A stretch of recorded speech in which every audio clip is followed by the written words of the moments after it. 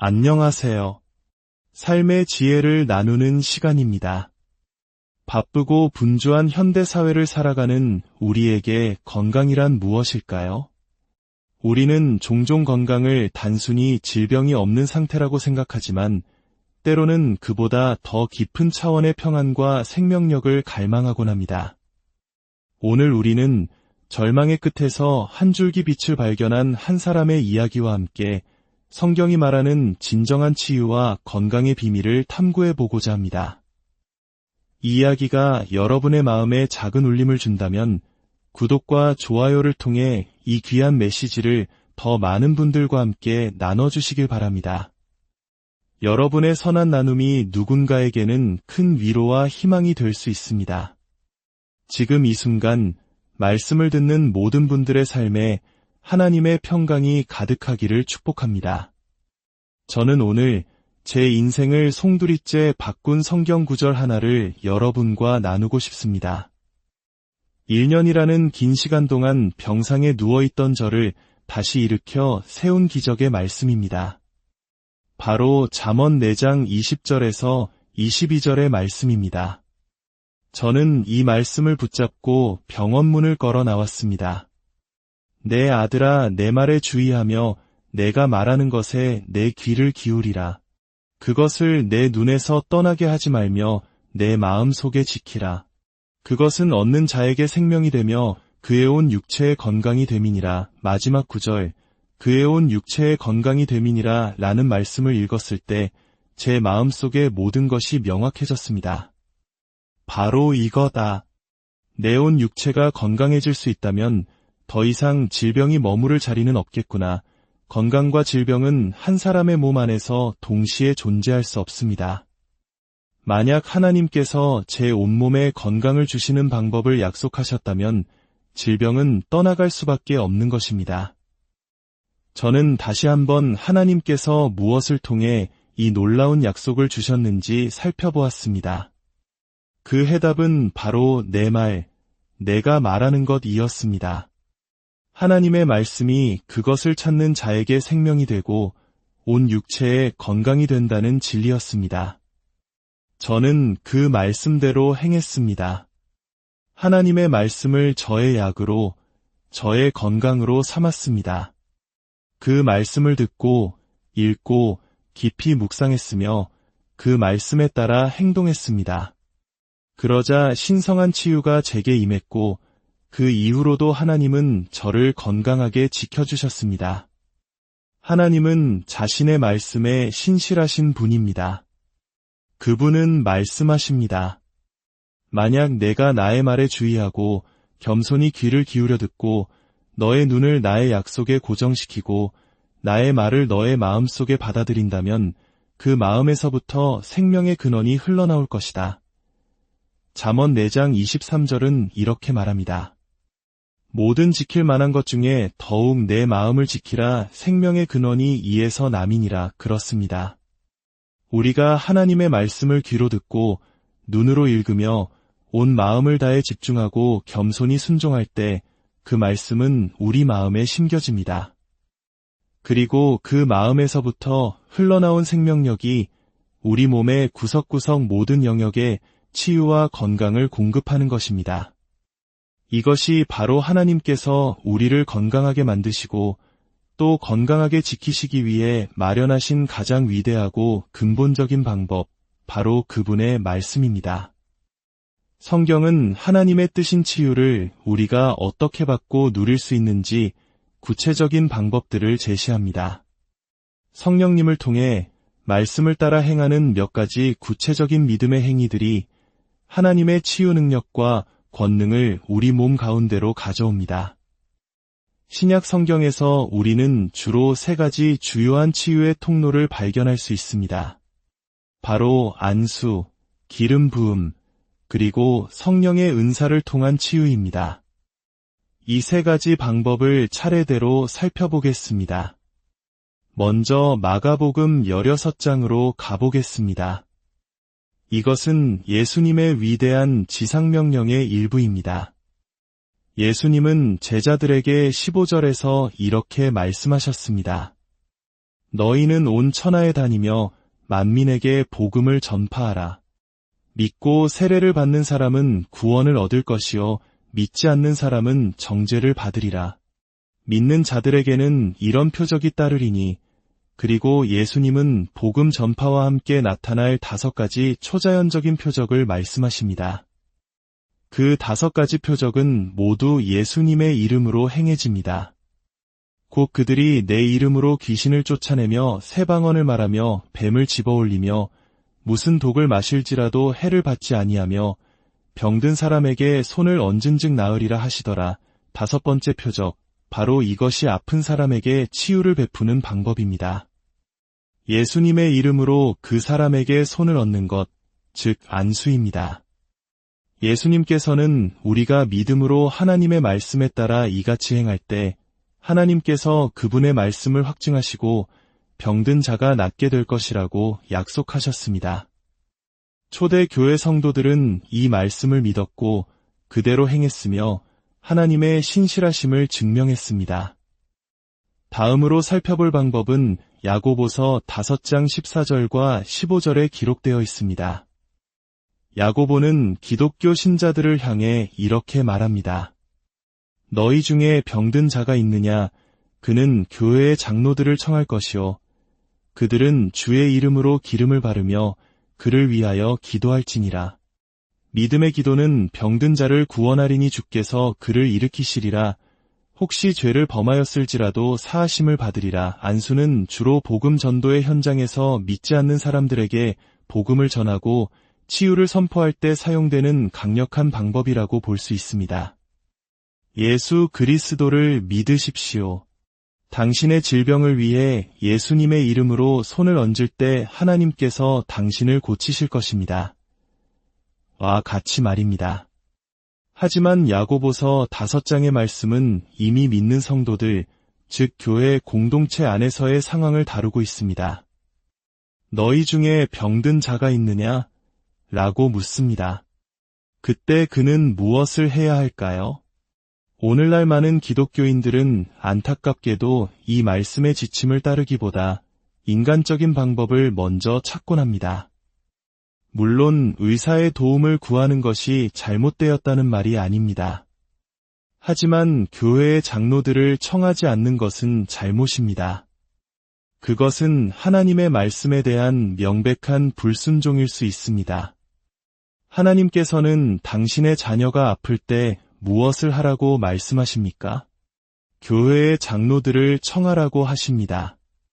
장로들은 무엇을 해야 합니까?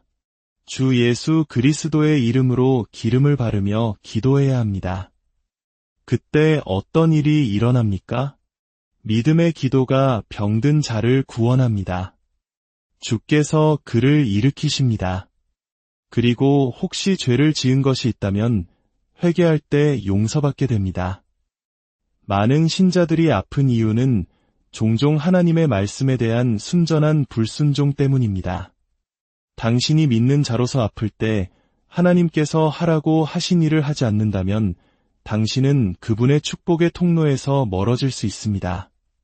장로들을 청하십시오.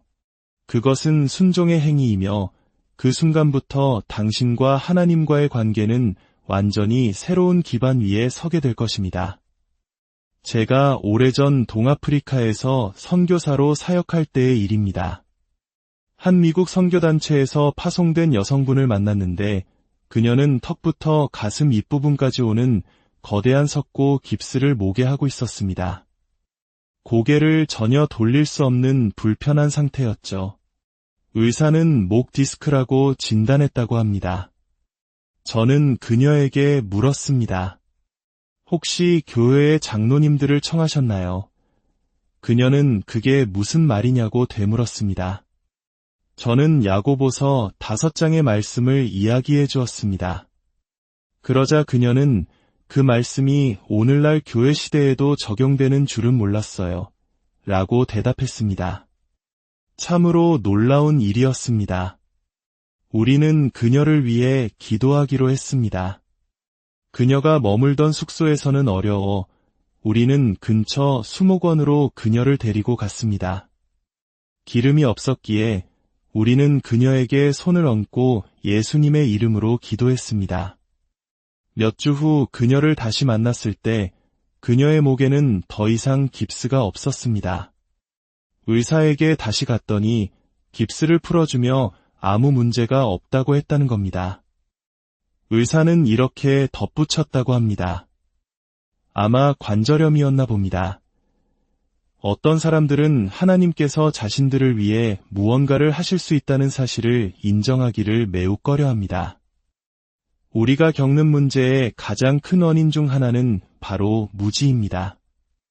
호세아 4장 6절은 내 백성이 지식이 없으므로 망하는도다 라고 말하며 이사야 5장 13절은 내 백성이 무지함으로 말미암아 사로잡혔고 라고 경고합니다.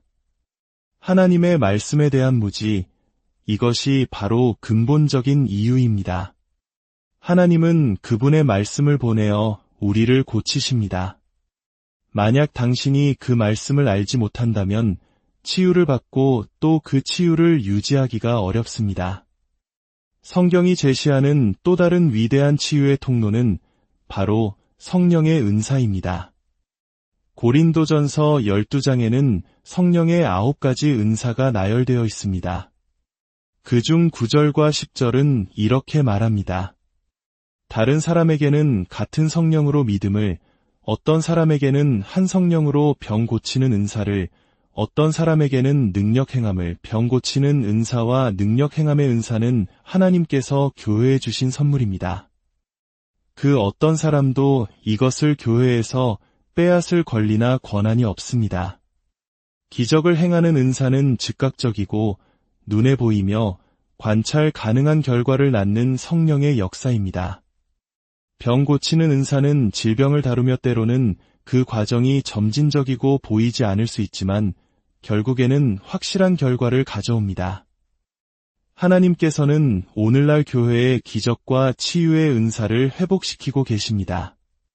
저는 수년간 기적의 은사가 회복되기를 기도해왔고 최근 몇 년 사이 제 눈앞에서 수백 건의 기적이 일어나는 것을 목격했습니다.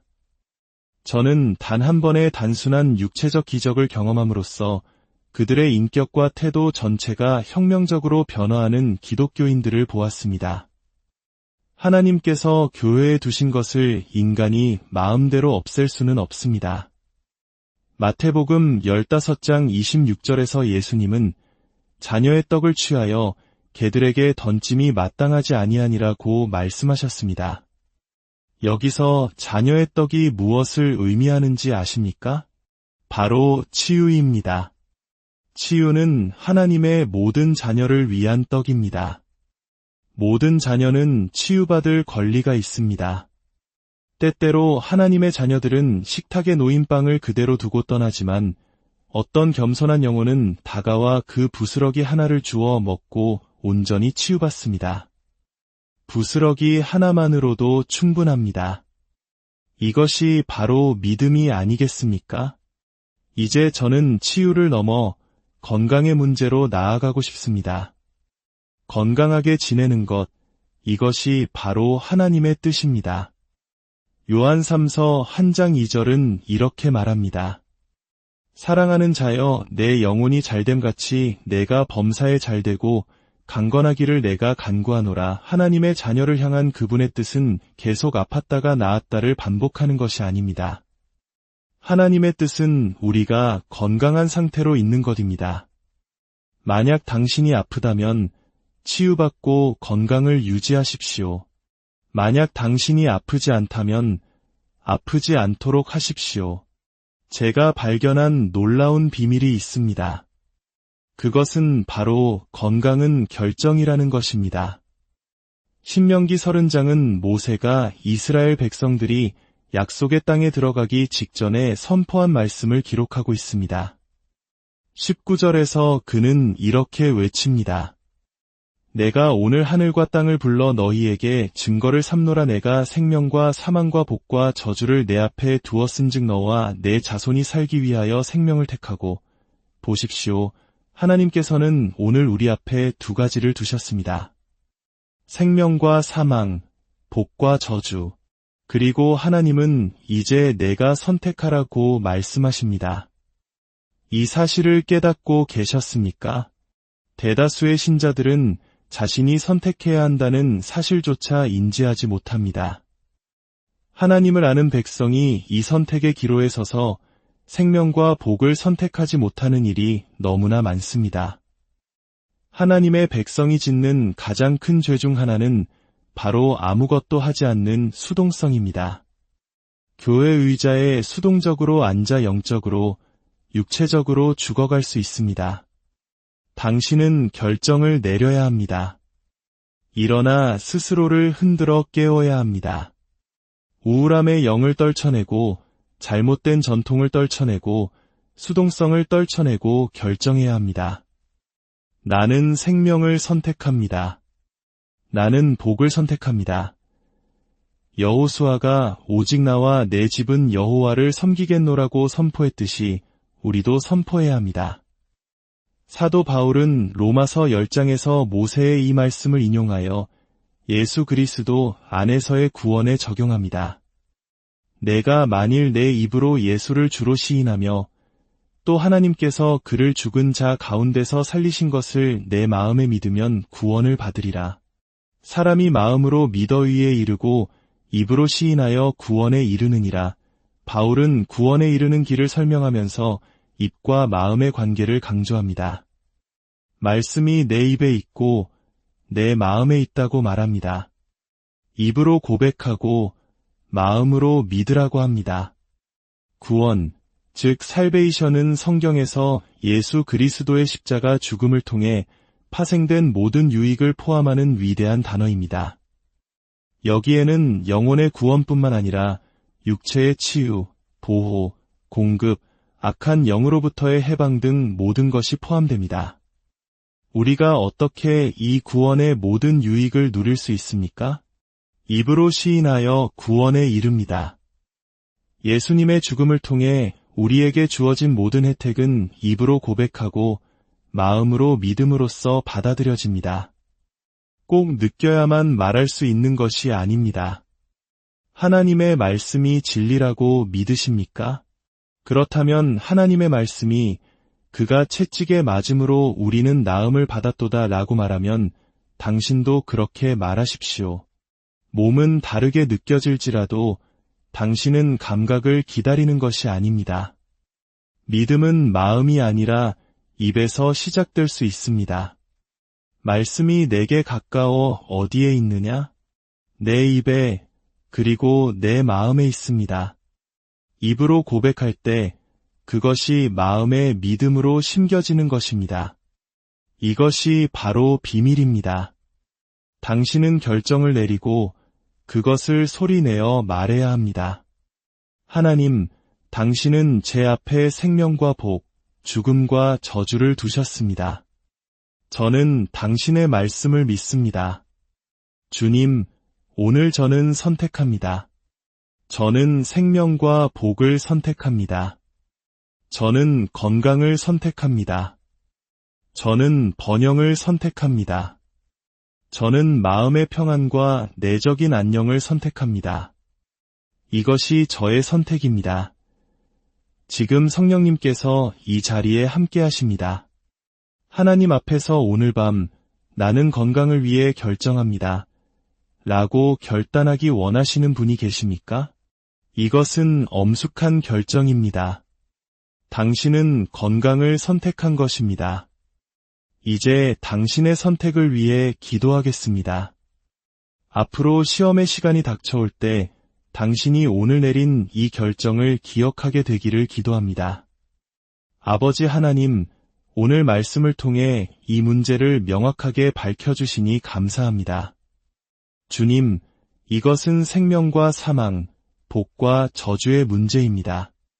오늘 이 말씀을 듣고 당신의 말씀에 근거하여 생명을 선택하고 건강을 선택하고 번영을 선택한 모든 분들로 인해 감사드립니다.